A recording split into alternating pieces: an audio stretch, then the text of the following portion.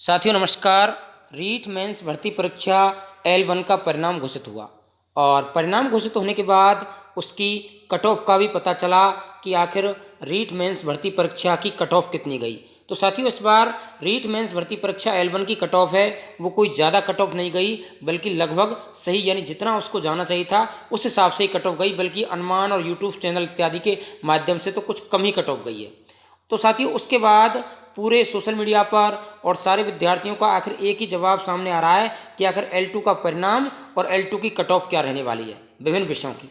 तो साथियों इससे पूर्व मैंने आपको जो है मेरे चैनल पर हिंदी और SST की कट ऑफ डाली। उसके बाद कुछ विद्यार्थियों के मैसेज प्राप्त हुए, उन्होंने कहा कि सर एक बार मैथ साइंस की कट ऑफ के बारे में बताइए।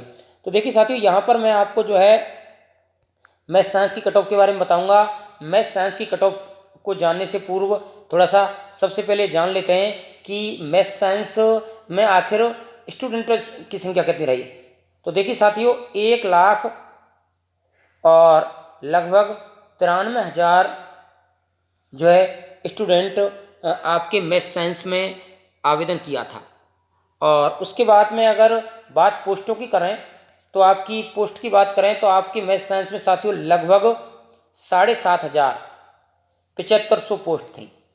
और इन पोस्टों में बात करें नॉन टीएसपी की, बात करें टीएसपी की, नॉन टीएसपी की पोस्टों की बात करें तो नॉन टीएसपी की पोस्ट साथियों लगभग 6322 पोस्टें नॉन टीएसपी की थी। और टीएसपी की बात करें तो लगभग 1113 पोस्ट नॉन टीएसपी की थी। 1,93,000 ने आवेदन किया और लगभग 1,80,000 के समथिंग जो स्टूडेंट हैं वो आपकी परीक्षा में बैठे। और बात करें टोटल पोस्ट जो साथियों आपकी थी वो लगभग 7,500 के समथिंग थी। और अगर थोड़ा वर्धन की बात करें तो टीएसपी एरिया की जो पोस्ट थी वो आपकी लगभग 6322 थी, और नॉन टीएसपी एरिया की, और टीएसपी एरिया जो रिजर्व क्षेत्र हैं उनकी लगभग 1113 पोस्ट थी। इस आधार पर और दूसरी बात अगला अनुमान थोड़ा सा आपके पेपर का अनुमान लगा सकते हैं।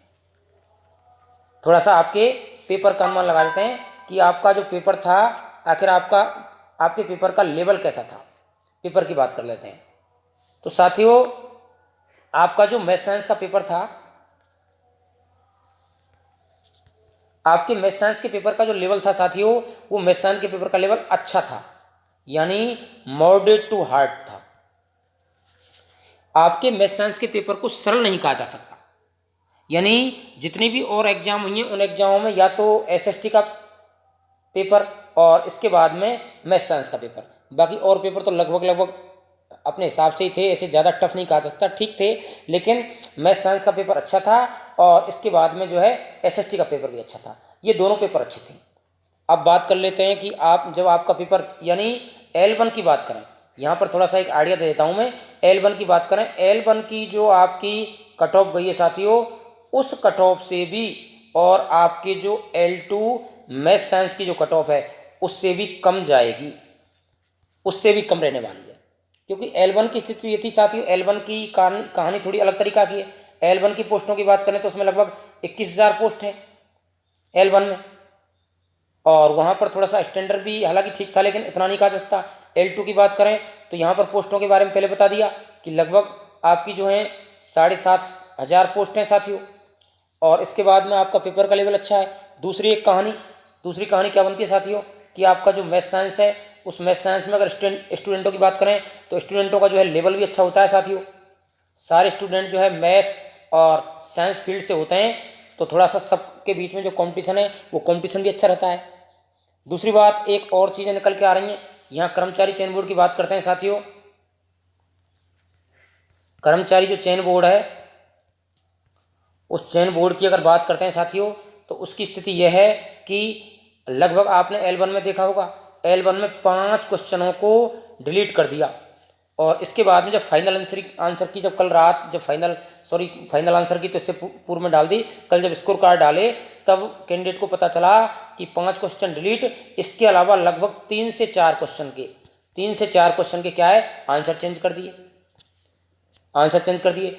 ऐसी स्थिति में किसी परीक्षा में 5 से 6 क्वेश्चनों को डिलीट कर देना, इसके अलावा 3 से 4 क्वेश्चनों के जो है क्वेश्चन आंसर चेंज कर देना, कितनी बड़ी चुनौती हो जाती है। लगभग 10 क्वेश्चनों में उलटफेर हो जाता है साथियों। और 10 क्वेश्चनों के उलटफेर की स्थिति में सारी मेरिट उल्टी सीधी हो जाती है। अब स्थिति यहाँ यही स्थिति बनी साथियों, आपके मैथ साइंस में भी लगभग 5 से 6 क्वेश्चनों को डिलीट माना जा रहा है, लगभग। और ऐसी स्थिति अगर होती है जब फाइनल आंसर की होगी तो लगभग 3 से 4 क्वेश्चनों को जो है उनके आंसर बदल दिए जाएंगे, तो वही लगभग आंकड़ा 10 का बैठता है। आपकी कट ऑफ को इससे पूर्व में लगभग आपकी जो जर्नल की कट ऑफ है, उस जर्नल की कट ऑफ को बताया जा रहा था लगभग 92 क्वेश्चन। लेकिन स्थिति ये होती है जब इस प्रकार से आपके 8 से 10 क्वेश्चन डिलीट हो जाते हैं, 8 से 10 क्वेश्चन अगर डिलीट हो जाते हैं, उनके आंसर परिवर्तन हो जाते हैं, माना कि 5 क्वेश्चन डिलीट होते हैं और 4 क्वेश्चन के आंसर चुन जाते हैं, तो साथियों यहाँ पर जो 92 का आंकड़ा है ये आंकड़ा गिर जाता है। ये आंकड़ा मैं तो कहना चाह रहा हूँ कि ये आंकड़ा कोई 8 क्वेश्चन के समथिंग गिर जाता है, फिर आपकी मेरिट कहाँ स्टैंड करने वाली है। तो साथियों काफ़ी चीज़ों का एनालिसिस करने के बाद में मैं आपकी थोड़ा सा हालांकि आप देख लेना, रिजल्ट आपके सामने है। रिजल्ट के बारे में मैं आपको बता देता हूँ कि लगभग रिजल्ट के बारे में आज तो एसएसटी का रिजल्ट आ रहा है, एसएसटी का रिजल्ट आ रहा है आज साय तक, तो एसएसटी का आ रहा है। और उसके बाद में 1-2 दिन बाद जो है आपका भी मैथ साइंस का रिजल्ट आ जाएगा। कहने का तात्पर्य आप देख लेना कि स्थिति क्या रहती है। आपकी मेरिट इस बार मैं तो कहना चाह रहा हूँ कम ही रहेगी, कम ही की बात कर रहा हूँ। और कितनी कम रहेगी देख लेते हैं साथियों। मेरा आइडिया तो यह है, वैसे हालांकि मैंने थोड़ा सा ये आइडिया आपको थंबनेल में बता दिया था कि लगभग जर्नल में अगर बात जर्नल की करते हैं तो जर्नल में साथियों यहाँ पर मैं तो 86 क्वेश्चन, जिन साथियों के 86 क्वेश्चन सही हैं, हालांकि मैंने थंबनेल में आइडिया इसका थोड़ा 84 का दिया था, लेकिन 84 टू 86 क्वेश्चन जिन साथियों के सही हैं, निश्चित रूप से परिणाम आपके सामने आ जाएगा। आप देख लेना कि आपकी किसी भी स्थिति में 86 वैसे रहने को तो 85 रहेगी 84, लेकिन 86 से ऊपर किसी भी स्थिति में रहने वाली कट ऑफ आपकी मैथ साइंस की नहीं है साथियों, आपकी मैथ साइंस की कट ऑफ। बात ओबीसी की कर लेते हैं। ओबीसी में 84 क्वेश्चन से ऊपर आपकी ओबीसी में जो है कट ऑफ रहने वाली किसी भी सूरत में नहीं है। बात ईडब्ल्यूएस की कर लेते हैं। ईडब्ल्यूएस की बात करते हैं, यहाँ पर साथियों 82 क्वेश्चन से ऊपर आपकी ईडब्ल्यूएस की मेरिट रहने वाली नहीं है। बात एमबीसी की कर लेते हैं। एमबीसी की बात कर लेते हैं तो यहाँ पर एमबीसी की 81 क्वेश्चन से ऊपर किसी भी हालत में एमबीसी रहने वाला नहीं है। बात एससी की कर लेते हैं। एससी की बात कर लेते हैं तो यहाँ पर 78 क्वेश्चन। बात एसटी कर लेते हैं तो यहाँ पर 76 क्वेश्चन। इस प्रकार से साथियों ये जो आइडिया बैठ रहा है, जैसा कि मैंने पहले बताया कि यहाँ पर 86 क्वेश्चन, यहाँ पर 84 क्वेश्चन, और साथियों इसके अलावा यहाँ पर 82 क्वेश्चन, इसके अलावा यहाँ पर बात करते हैं तो यहाँ पर 81 क्वेश्चन, यहाँ पर बात करते हैं साथियों तो यहाँ पर 78 क्वेश्चन, और अगर यहाँ पर बात करते हैं तो यहाँ पर 76 क्वेश्चन।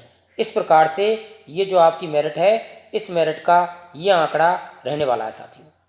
इससे ज़्यादा आपकी मेरिट का आंकड़ा किसी भी स्थिति में जो है रहने वाला नहीं है।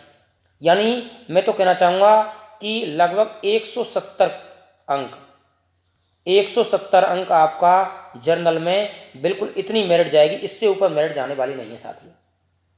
और यहाँ ओबीसी में 84, इससे ऊपर जो है आपकी मेरिट जाने वाली नहीं है। यही 170 में जर्नल का हो तो 72 हो सकता है, 72, और ओबीसी में 168 से 70। तो साथियों यहाँ पर जो आंकड़ा मैंने आपको दिया वो आंकड़ा आपका लगभग उस आंकड़े को आप फाइनल आंकड़ा समझिए, क्योंकि रिजल्ट जल्दी ही आपके पास आ जाएगा। और जब आपको पता चल जाएगा कि क्या बात कही, मिलान कर लेना। क्योंकि कारण क्या है इसका, एक बहुत बड़ा कारण साथियों मैं आपसे इसलिए कहना चाह रहा हूँ कि जिस समय L1 का परिणाम नहीं आ रहा था, सारे चैनल्स वाले उनके रिजल्ट को भी जो है काफ़ी हाई बता रहे थे, उसके रिजल्ट को भी, और जो ही परिणाम आया सबका मुंह बंद हो गया।